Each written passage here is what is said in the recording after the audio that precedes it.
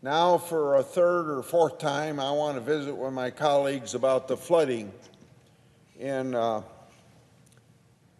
Midwest, and particularly my state of Iowa. This is an ongoing flooding in the Midwest, and particularly Iowa, and it's not going to end for a while.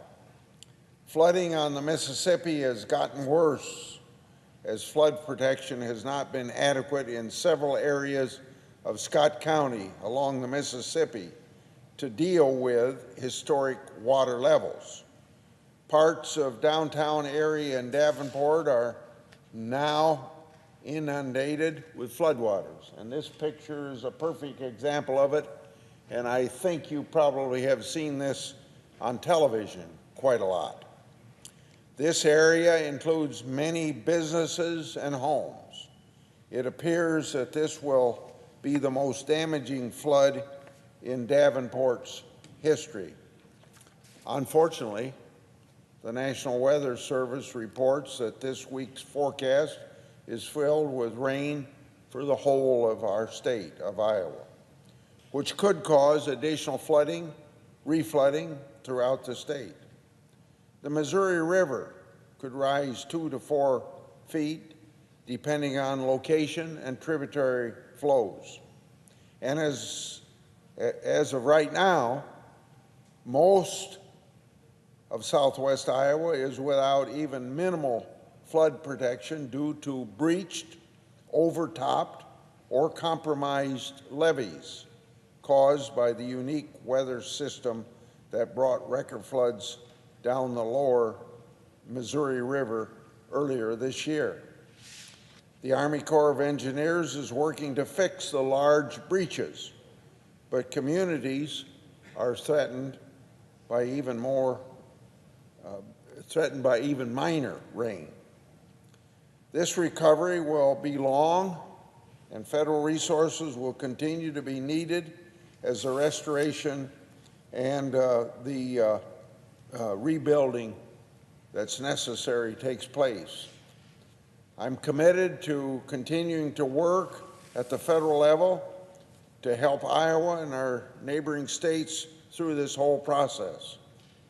In April, the Environment and Public Works Committee held a field hearing on the Midwest floods, chaired by Senator Ernst of Iowa, where she and I, along with other senators, had a chance to question the Army Corps of Engineers on its management of the Missouri River.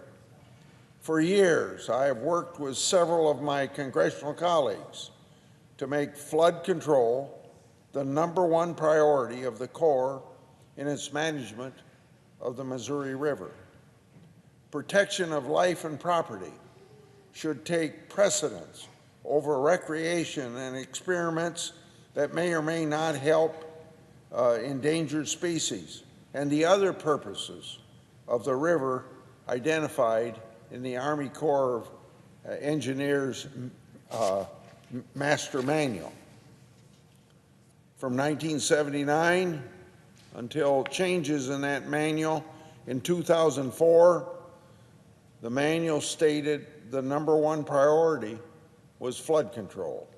In other words, protecting life and property was more important than anything else. Changes to the manual then were made in the year 2004. It made it so that the Corps then must consider other purposes for the river. They have to balance these other purposes with flood control. Since that time, since 2004, in other words, there's been dramatic increase in flood frequency and floodwater levels. The river's flood carrying capacity has greatly changed, and there were no natural events before 2011 that could have caused these changes. I reiterate, life, safety, and property should be the #1 priority of the Corps in its management of the Missouri River. My colleagues and I have also heard complaints about the unresponsive Corps and the lack of communication with local residents about the floods. After the 2011 floods, some communications were enhanced.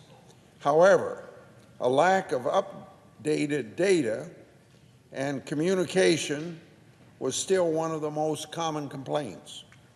As a direct result of meetings with local levee sponsors, homeowners, small businesses, farmers, and all stakeholders, a group of 10 senators requested the Corps begin sending email updates to all local sponsors on a weekly basis, starting within 30 days.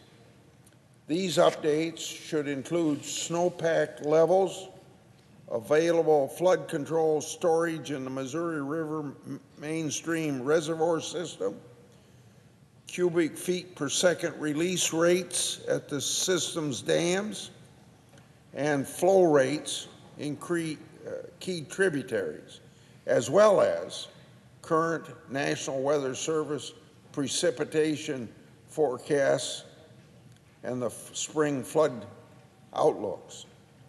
Today, the Environment and Public Works Committee held a hearing on oversight of the Public Works program.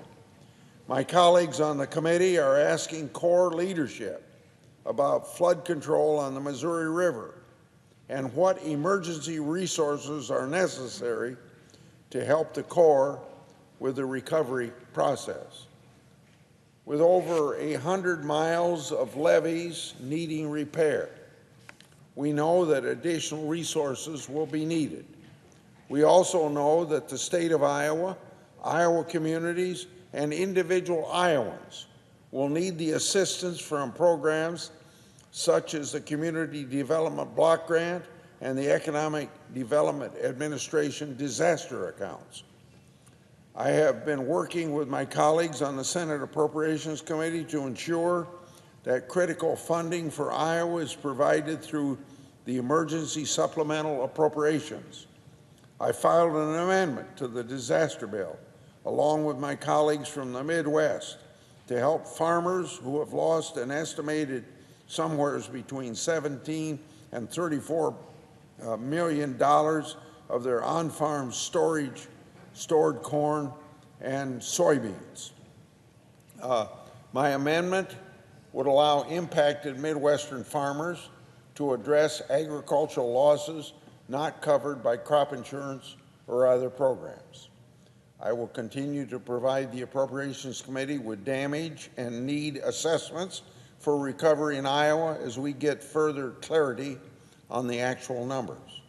Furthermore, several Midwest senators and I introduced the Disaster Tax Relief Act of 2019. This bill includes a series of disaster tax relief provisions that will help American families and businesses recover from the terrible disasters that have occurred as far in 2019, including the Midwest flooding. The disaster tax relief provisions that we have worked on will reduce penalties and make it easier for people to access retirement funds so that individuals and families can get back up on their feet faster and rebuild their lives. They also make it easier for disaster victims to claim personal casualty losses, and they suspend certain limitations on charitable contributions to encourage more donations for disaster relief. For businesses affected by the disasters, this tax relief is available to help them retain employees while the businesses get back up and running. Iowa Governor Reynolds and her administration are working closely with FEMA on adding Scott County to the existing disaster declaration and on other key needs such as housing assistance for communities in southwest Iowa who have very little existing options for people to return or stay in those communities. I have talked also to Acting Administrator Gaynor of FEMA about this matter and urged him to promptly work at getting this much-needed assistance to those in need. Governor Reynolds has also established a flood recovery advisory board to coordinate flood recovery and rebuilding efforts across federal, state, and local levels of government. As an ex officio member, I'm looking forward to participating in these meetings to ensure the federal government is offering needed assistance to Iowans affected by the flooding. And this isn't a case of us doing something new through the federal government for people hurt by natural disasters. This is a case of following on to policy that's been around been part of the federal government for several decades, that the federal government is an insurer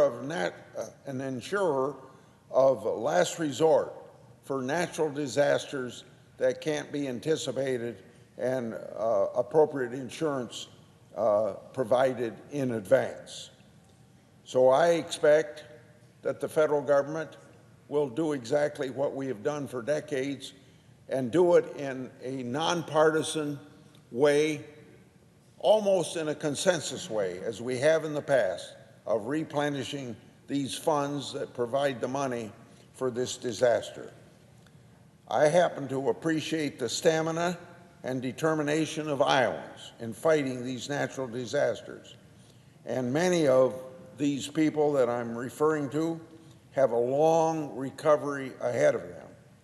This Iowa spirit will help us pull through these difficult times stronger and better, just like we have in the past.